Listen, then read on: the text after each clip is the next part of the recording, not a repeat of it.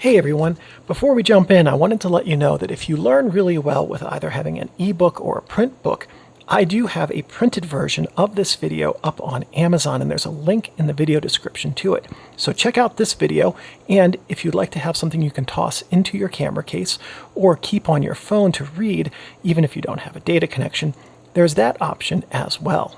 Hello everybody, and welcome to this, my first of two videos on the Canon EOS Rebel 2000. This is an interchangeable lens 35mm multi-mode SLR. Okay, so what all does that mean? It means that the lenses can be taken off of the camera and put back on at any time when you're not taking a photo without affecting your film. Multi-mode means that it has multiple modes.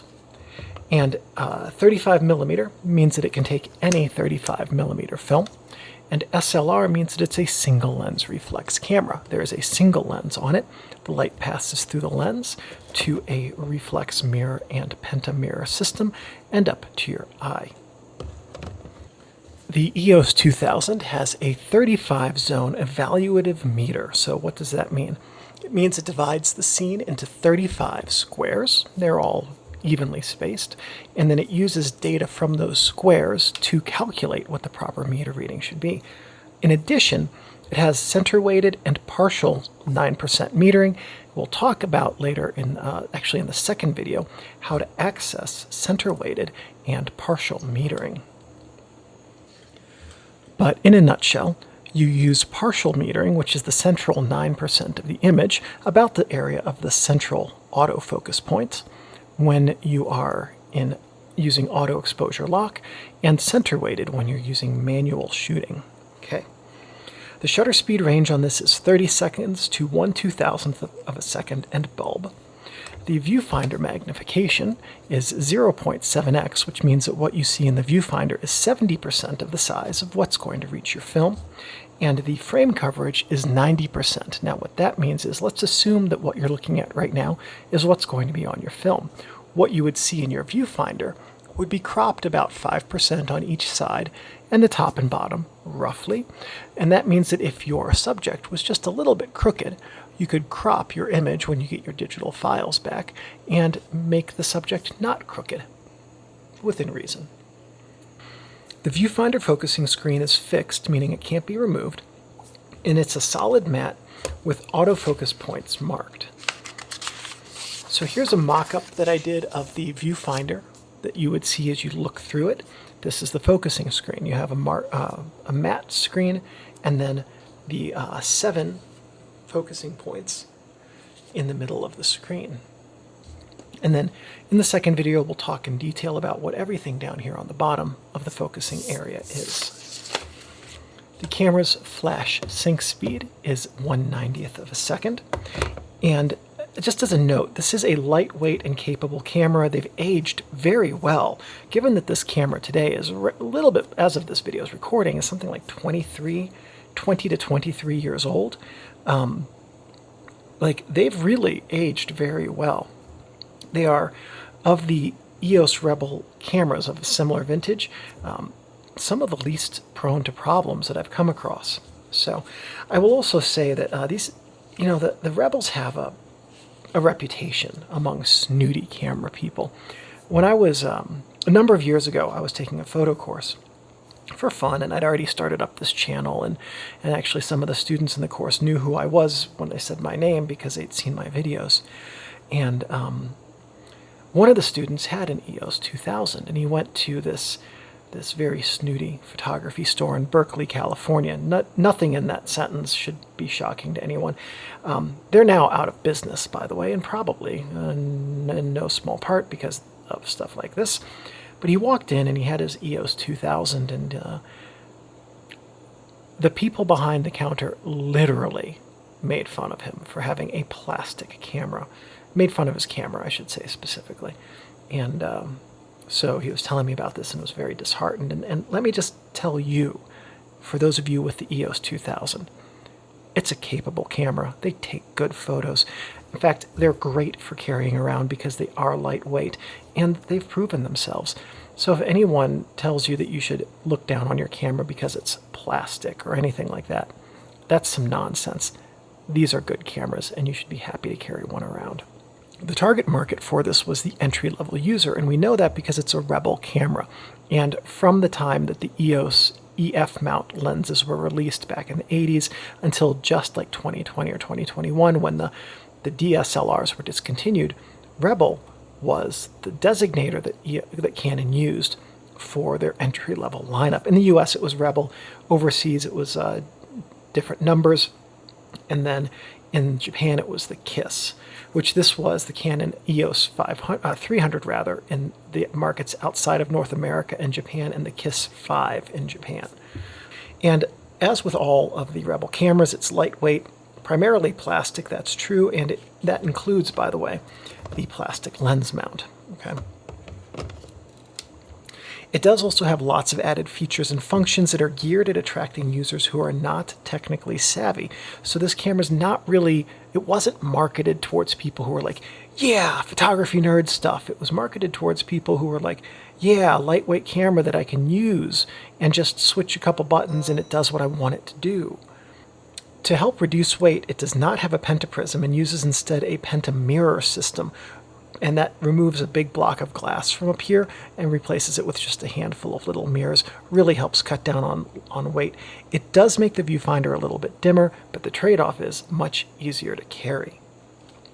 This was made by Canon in Taiwan from 1999 until 2002.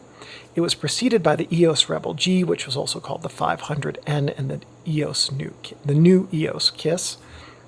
And it was followed by the Rebel TI, which was called the 300V, and the all-new KISS. Man, Japan, whew, you guys are, wow, with your naming of the cameras. All right, anyway, as we do, let's go over this camera and talk about what the different features on the camera are, and in the second video, we'll talk about how to use them all.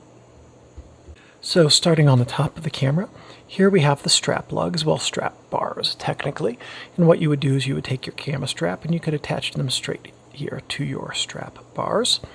This is the mode dial, and this we'll talk about in detail in video 2 and cover what everything on this is. Mode dial index to tell you what you're selected to. This is the film plane indicator if you're going to do something like high magnification microscopy that needs film plane calculations.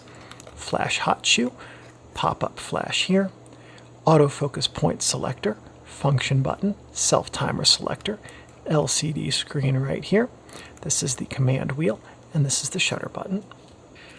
On the front of the camera, we have the autofocus assist light as well as the self-timer light right here. This will flash to let you know when the self-timer is about done. Lens mounting index, lens locking pin, lens release button, Canon, Rebel 2000 EOS, flash, pop-up flash release button. On this side of the camera, down here at the bottom, we have a button here that you would hold down to do a mid-roll film rewind. This is the film back release switch right here. And on this side, we have the remote control socket. So if you have a corded remote control, this camera does not take wireless remote controls, by the way. But if you have a corded remote control, it just plugs in right there. On the camera's bottom, we have the CE mark, tripod socket, Canon made in Taiwan, serial number, and then we have the battery chamber over here, and we'll talk more about the batteries in video 2. To get into the back of the camera, you just lift the back release up like this. Now, while we have this here, before we get too further, I'm going to show you a very common issue with these cameras. If I close this, it doesn't shut. There's this part right here has a spring molded into it, and that spring is behind this plate right here. If that spring breaks, which it does, I would say in round about 8 to 10% of these that I've seen, maybe not quite that high, but a percentage of these. If that spring breaks, when you lift that up, it won't drop back down when you close the door automatically like it's supposed to. So you just have to push this button down and then it will work. It will still keep the door back locked. So that's fairly common, and that's the workaround in case your camera has that issue. Inside the camera, we have the film cassette chamber right here. This connector connects with your film cassette so that it can rewind the film when you're done. You have some contacts down here that read the DX code on the film cassette. Here's your shutter. These shiny metal, or shiny black plastic rails rather, are the film guide rails. These ones inside help keep the film flat and the sprocket holes line up with them. These ones on the outside that are partial help keep the film from moving up and down so your photos are properly aligned on the film.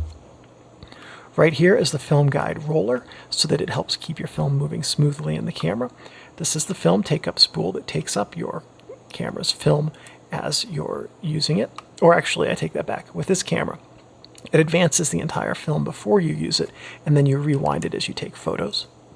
This is your film leader index. These three contacts here are for use with the date back if your camera came with a date back. If not, I suppose it's possible to put a date back on these if you have one, but if I recall correctly, the date backs on these only went up to 2012 or 2020, something like that. I don't think as of this video's recording that the date backs still go that far into the future.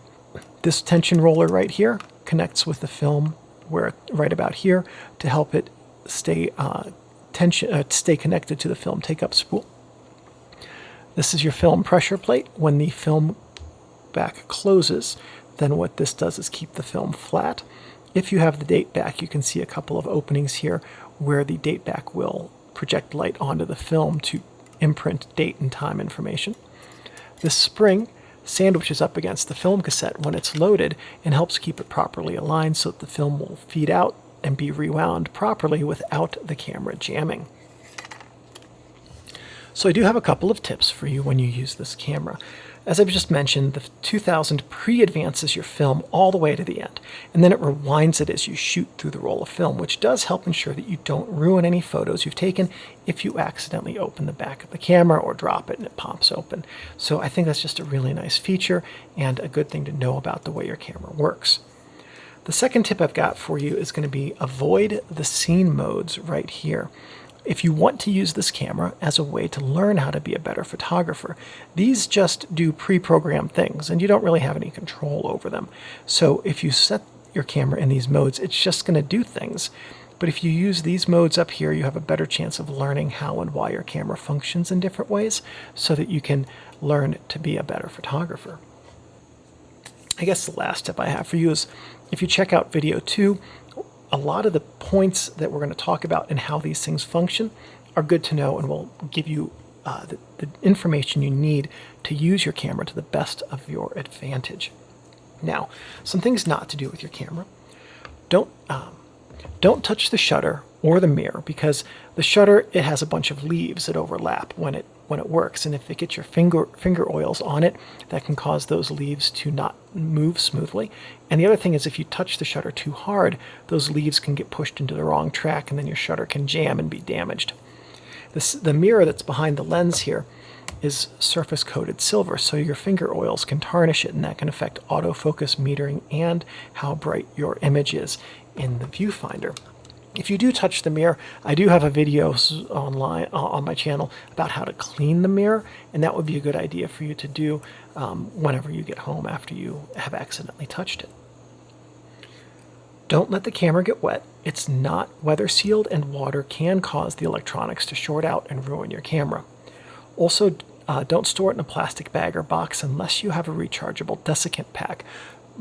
Plastic is moisture permeable, so if moisture gets in there, it will cause fungus to grow on your elements and can cause mildew to grow in some of these rubber plasticky components, and that's just a smell. You don't want to put a mildewy camera up to your nose. Trust me on that. And the next thing is don't store your camera in your car. In the summer, the heat in your car can cause the oils to get very thin and get to places they're not supposed to. So that when they return, like for instance on your aperture in your lens or on your shutter leaves or in your shutter mechanism, and then when that oil returns to its proper viscosity, it can make things not work properly. Conversely, in the cold, those same oils can break down and become very thick and gummy and cause the things that are supposed to have oil on them to not work properly. So just as a good idea, don't store these in your car. Also, as a general precaution against having your car window broken and someone taking it out of your car. And just remember, Your Canon EOS Rebel 2000 is a precision tool that should be handled with care and respect. And as long as you take care of your camera will take care of you.